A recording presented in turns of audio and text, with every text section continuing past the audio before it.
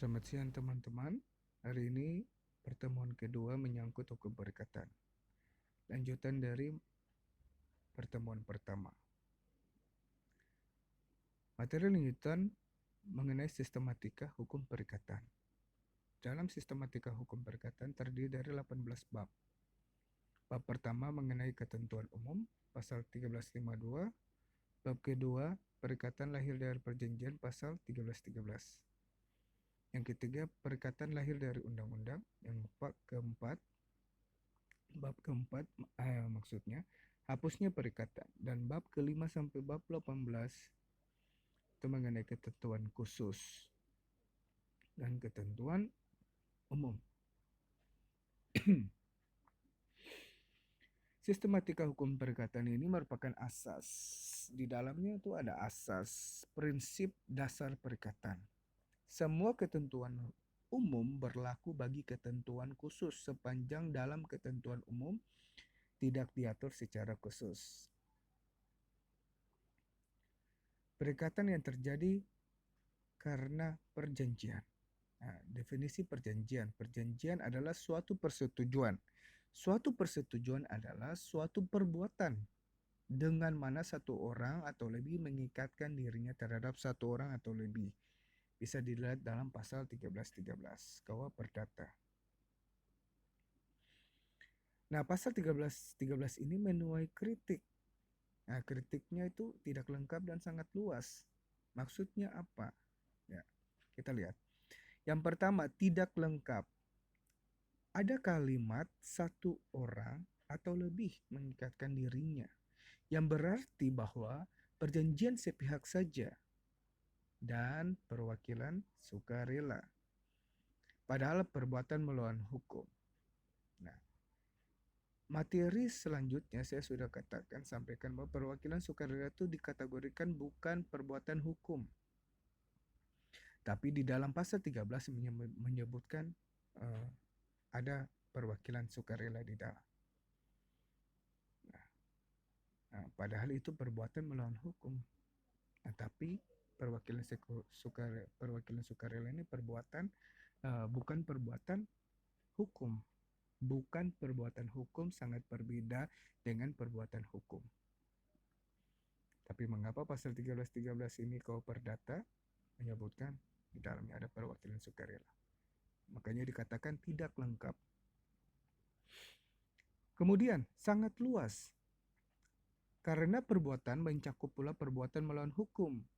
Perwakilan sukarela dan bukan merupakan perjanjian karena timbul dari undang-undang yang bukan merupakan sumber dari perjanjian. Jadi perwakilan sukarela itu bukan merupakan sumber dari perjanjian, sehingga tidak adanya perjanjian yang terjadi di dalamnya.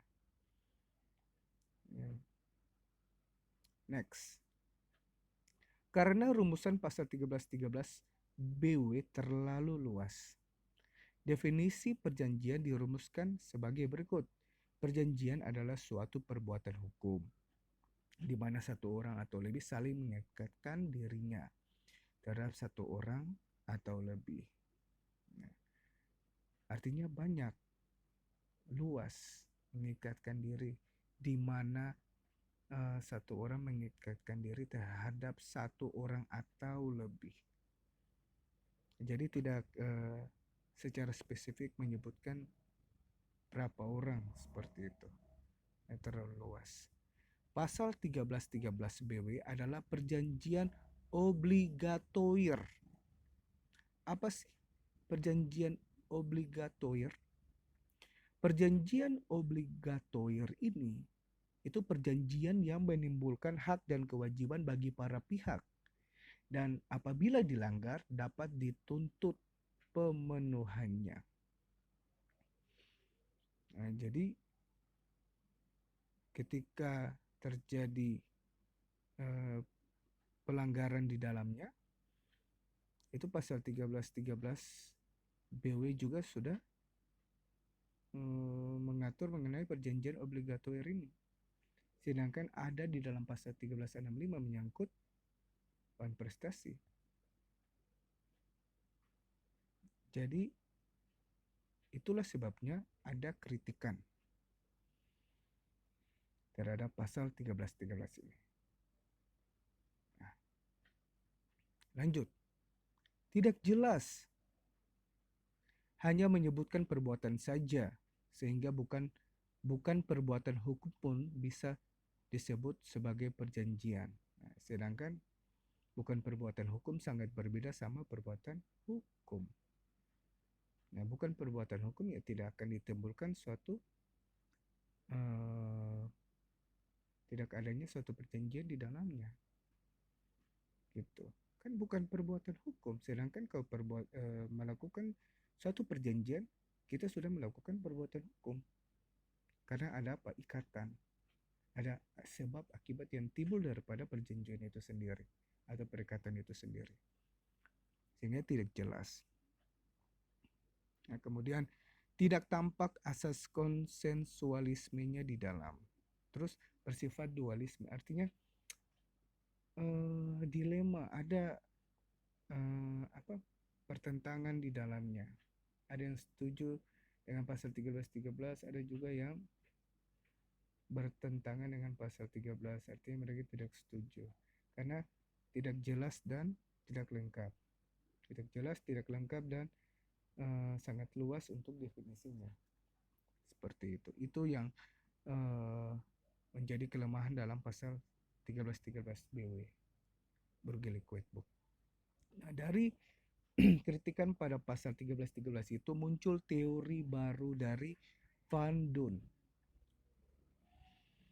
Dia mengatakan itu perikatan suatu hubungan antara dua pihak atau lebih berdasarkan kata sepakat untuk menimbulkan akibat hukum. Jadi untuk melakukan perjanjian menurut teori Van Doon ini itu hanya butuh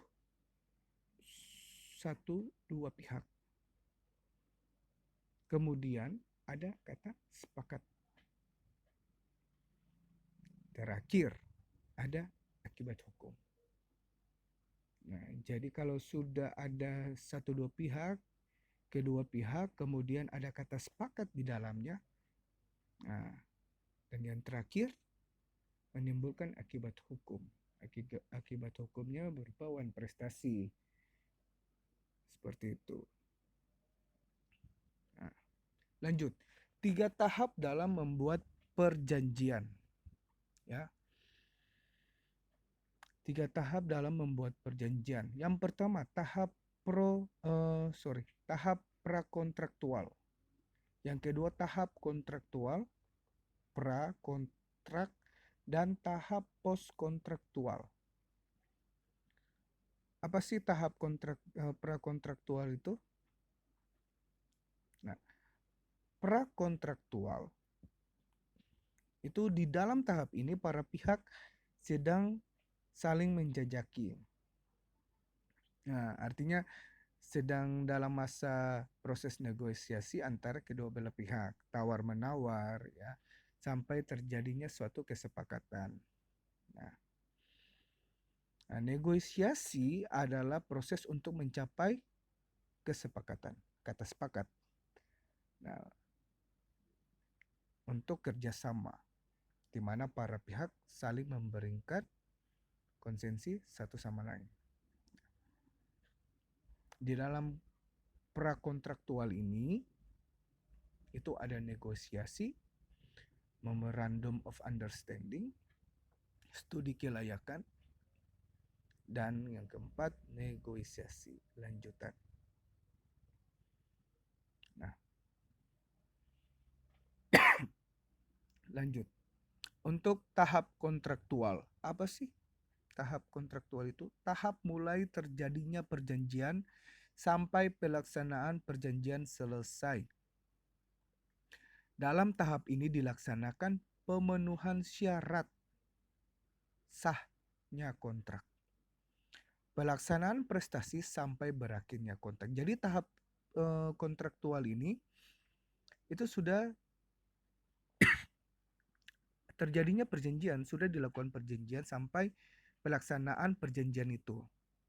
Nah, dalam tahap ini dilaksanakan pemenuhan syarat sah. Jadi ada terjadinya kata sah kontrak. Nah, setelah terjadinya sah kontrak, maka pelaksanaan prestasi. Dan yang terakhir sampai berakhirnya kontrak. Di dalam tahap kontraktual ini itu berisikan penulisan naskah awal, perbaikan naskah, penulisan naskah akhir, dan terakhir penandatanganan. Selesai daripada tahap kontraktual, ada post kontraktual. Apa sih post kontraktual itu? Tahap setelah perjanjian selesai. Setelah perjanjian selesai, ya, yaitu masa pemeliharaan, jaminan, cacat tersembunyi atau fase garansi itu ada dalam post kontraktual. Ya, contohnya, example, dalam perjanjian borongan. Nah, dalam perjanjian borongan, pihak pemborong tidak akan berhenti kewajibannya setelah pembangunan selesai. Nah, jadi pembangunan gedung bertanggung jawab 5 tahun sejak penyerahan. Nah, pihak pemborong ya untuk kontraktor ya, pihak pemborong nih. Contohnya mereka mengambil paket rumahan. Rumahan itu harus selesai 1 tahun setelah terjadinya kontrak. Nah, setelah 1 tahun itu mereka sudah buat rumah dan sudah jadi, tinggal diambil kuncinya, maka perjanjian itu dinyatakan selesai. Nah, tetapi apabila rumah itu tidak selesai dalam 1 tahun, nah, maka ada terjadinya wan prestasi di dalam. Nah, karena di dalam pos kontraktual ada diatur juga di dalamnya mengenai penyelesaian sengketa. Nah, penyelesaian sengketa ini tergantung para pihak mau selesaikannya bagaimana, tergantung perjanjiannya. Apakah perjanjiannya itu penyelesaian apabila terjadi sengketa, konflik harus diselesaikan secara mediasi, ya, atau melalui jalur litigasi. Itu terserah dari pihak yang membuat perjanjian, kedua belah pihak maunya seperti apa, seperti itu. Nah, itu mengenai prakontraktual, tahap kontraktual, dan post kontraktual. Ya, jadi ada 3 tahap dalam membuat perjanjian. Nah, bagian atau unsur perjanjian. Bagian atau unsur perjanjian ini ada 3. Yang pertama, esensialia. Ya, esensialia. Kita lihat apa sih esensialia itu? Nah,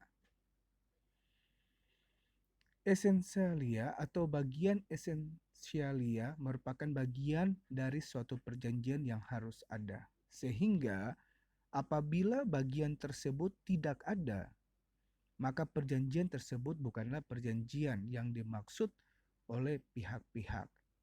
Contoh bagian esensialia, esensi, ya, adalah kata sepakat. Nah, kata sepakat di antara para pihak dari suatu hal tertentu, sehingga tanpa keduanya tidak akan terdapat suatu perjanjian. Jadi, yang dimaksud dengan bagian esensial itu adanya kata sepakat. Esensi, bagian inti dari suatu perjanjian tuh kata sepakat itu. Nah, kalau memang tidak ada kesepakatan, maka tidak adanya perjanjian. Nah, kemudian bagian naturalia. Bagian naturalia adalah bagian dari suatu perjanjian yang menurut sifatnya dianggap ada tanpa perlu diperjanjikan. Jadi tanpa perlu diperjanjikan itu bagian itu ada, ya, secara khusus oleh para pihak. Bagian naturalia ini dapat kita temukan di dalam ketentuan peraturan perundang-undangan yang bersifat mengatur. Nah, sehingga apabila para pihak tidak mengatur, maka ketentuan peraturan perundang-undangan lah yang akan berlaku. Namun karena sifatnya tidak memaksa, maka para pihak berhak untuk menyimpangi ketentuan tersebut. Contoh bagian naturalia dapat ditemukan dalam pasal 1476 KUH Perdata. Nah, bisa saudara-saudara lihat. Biaya penyerahan dipikul oleh si penjual, sedangkan biaya pengambilan dipikul oleh si pembeli jika tidak telah diperjanjikan sebaliknya. Jadi ya, bagian naturalia ini diatur oleh undang-undang, ya, diatur oleh undang-undang tanpa harus diatur oleh kedua belah pihak. Perjanjian itu udah ada, bagian itu sudah ada, sorry. Nah, tapi hanya bersifat tidak memaksa. Jadi kedua belah pihak bisa melakukan apa yang sudah diatur oleh undang-undang, dan para pihak juga tidak perlu untuk melakukannya. Seperti itu. For example, pasal 1476. Ya. Kemudian bagian accidentalia. Bagian accidentalia. Menurut Herlin Budiono, bagian accidentalia adalah bagian dari perjanjian yang merupakan ketentuan yang diperjanjikan secara khusus oleh para pihak. Ya. Sedangkan menurut Komariah, bagian accidentalia adalah unsur perjanjian yang ada jika dikehendaki oleh para pihak.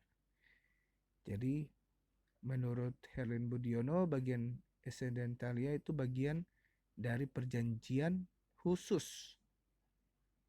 Ya, sedangkan menurut Komariah, bagian accidentalia adalah unsur perjanjian yang ada jika dikehendaki oleh para pihak. Contoh bagian dari accidentalia adalah mengenai jangka waktu pembayaran. Kemudian ada pilihan domisili, pilihan hukum, dan cara penyerahan barang. Jadi contoh bagian accidentalia ini contoh mengenai jangka waktu pembayaran.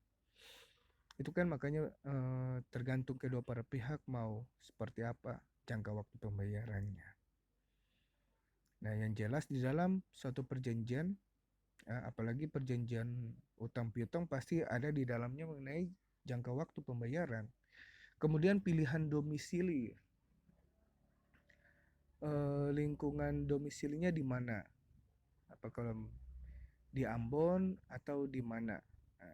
Artinya para menyangkut utang piutang ini, debitur nih dia bisanya di tempat tinggalnya di daerah mana? Contoh di Ambon. Kalau memang khusus orang di Ambon saja, oke, itu yang bisa mendapatkan pinjaman. Tapi kalau orang yang di luar Ambon tidak bisa mendapatkan pinjaman karena domisili, ya, pilihan domisili itu tergantung dari kreditur itu sendiri. Nah, kemudian ada pilihan hukum dan cara penyerahan barang. Nah, pilihan hukumnya menggunakan apa? Penyelesaiannya harus seperti apa? Harus menggunakan apa 1365 atau apa penyelesaiannya? Itu dari kedua belah pihak yang sudah diatur atau yang sudah mengatur perjanjian itu. Gitu. Nah, kita balik. Syarat sahnya perjanjian. Sebelum masuk syarat sahnya perjanjian, kita tengok di bagian atau unsur perjanjian. Nah, di dalam bagian esensialia yang saya sudah sebutkan di atas, jelaskan di atas sebelumnya, itu bagiannya harus ada dalam perjanjian. Nah, perjanjian jual beli barang dan harga itu ada esensialia di dalam. tukar menukar, sewa menyewa, ya, tukar menukar barang dengan barang, sewa menyewa barang dan uang. Nah, kemudian ada naturalia, perjanjian bersifat mengikat. Penanggungan bisa dilihat dalam pasal 1491. Pembayaran pasal 1514. Perlu diingat bahwa buku 3 BW bersifat accessorial atau terbuka. Artinya, orang boleh membuat perjanjian selain yang sudah ditentukan undang-undang. Hal ini beda dengan buku 2 Burgerlijk Wetboek atau tertutup. Nah, kemudian accidentalia, bagian yang ditambahkan para pihak. Nah, itu ada jual rumah beserta perabotannya. Bagian yang ditambahkan. Jadi para pihak yang melakukan perjanjian itu, bagian unsur ini harus masuk. Essentialia, naturalia, dan accidentalia. Nah, harus masuk dalam suatu perjanjian. Apapun perjanjiannya harus masuk. Nah, karena itu unsur dari suatu perjanjian. Begitu. Atau itu merupakan bagian dari perjanjian. Nah, materi lanjut, syarat sahnya perjanjian. Syarat sahnya perjanjian. Anda buka dalam pasal 1320. Di dalam pasal 1320 ada syarat sahnya perjanjian. Syaratnya apa saja? Yang pertama ada kata sepakat. Kata sepakat itu harus ada jika kita membuat perjanjian. Kalau tidak ada kata sepakat dari kedua belah pihak, maka tidak ada namanya perjanjian. Jadi kata sepakat itu harus ada. Deal. Yang kedua, kecakapan bertindak. Ya, kecakapan bertindak. Artinya orang yang melakukan perbuatan hukum adalah orang yang sudah dewasa. Yang sudah dewasa. Dia sudah tahu ketika dia melakukan ini pasti efek atau akibatnya seperti ini. Dia sudah dewasa, dia tahu. Dia sudah tahu, dia sudah mengenal bahwa tindakan ini apabila dilakukan, maka akibatnya seperti ini. Jadi kata sepakat, jadi orang-orang sudah dewasa, orang-orang yang mampu untuk melakukan perbuatan hukum. Itu kecakapan bertindak. Orang itu cakap, dia mampu untuk melakukan perbuatan hukum. Kalau orang gila, itu tidak akan mampu melakukan perbuatan hukum. Beda. Jadi orang yang cakap, itu sudah tentu dia pasti mampu melakukan perbuatan hukum. Tapi kalau orang yang tidak cakap melakukan perbuatan melawan hukum, orang yang tidak cakap melakukan perbuatan hukum itu seperti orang yang mengalami gangguan mental, seperti orang gila, itu tidak bisa. Ya. Kemudian adanya objek perjanjian. Objek perjanjian itu seperti apa? Ya, objeknya apa? Utang piutang, sewa menyewa, jual beli atau apa, itu objeknya apa? Seperti itu. Kemudian ada kausa yang halal. Yang jelas pasti ada kausa yang halal. Ya, bagi kedua belah pihak. Nah, itu saja materi lanjutan daripada pertemuan kedua ini. Dan jika ingin melihat pasal-pasalnya, itu teman-teman silakan buka Kitab Undang-Undang Hukum Perdata untuk bisa belajar dengan benar. Ya. Sekian, selamat siang dan terima kasih.